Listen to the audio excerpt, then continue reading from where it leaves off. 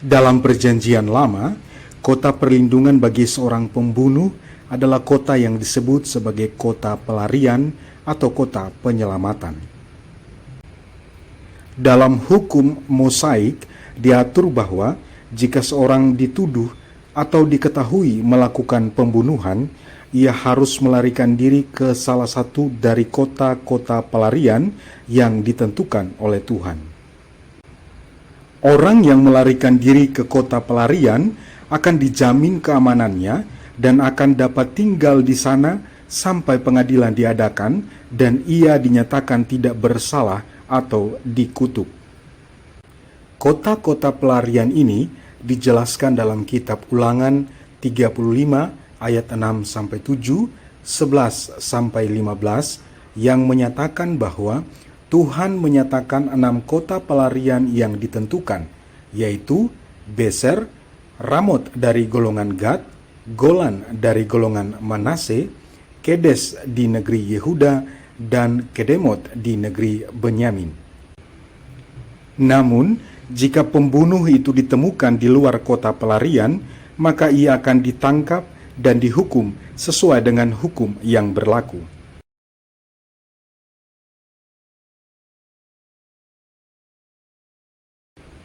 Penting diingat bahwa kota pelarian ini hanya diberikan untuk kasus pembunuhan yang dilakukan secara tidak sengaja, bukan yang disengaja. Dan juga, kota pelarian ini tidak diperuntukkan bagi pembunuh yang dituduh atau diketahui melakukan pembunuhan dalam konteks perang atau dalam pertempuran. Dari kota perlindungan, orang Kristen dapat belajar beberapa pelajaran penting, di antaranya. Pertama, Tuhan memberikan kesempatan kedua. Kota pelarian menunjukkan bahwa Tuhan memberikan kesempatan kedua bagi orang yang melakukan kesalahan untuk meminta maaf dan mencari pengampunan. Kedua, Tuhan mencintai orang yang terluka. Kota pelarian menyatakan bahwa Tuhan mencintai orang yang terluka dan yang sedang mengalami kesulitan dan ingin melindungi mereka dari pengadilan yang tidak adil. Ketiga, Tuhan menginginkan pengampunan. Kota pelarian menunjukkan bahwa Tuhan menginginkan pengampunan daripada pembalasan dendam dan mengajak kita untuk mengikuti jejaknya dalam memberikan pengampunan kepada orang lain. Keempat, Tuhan mencari orang yang hilang.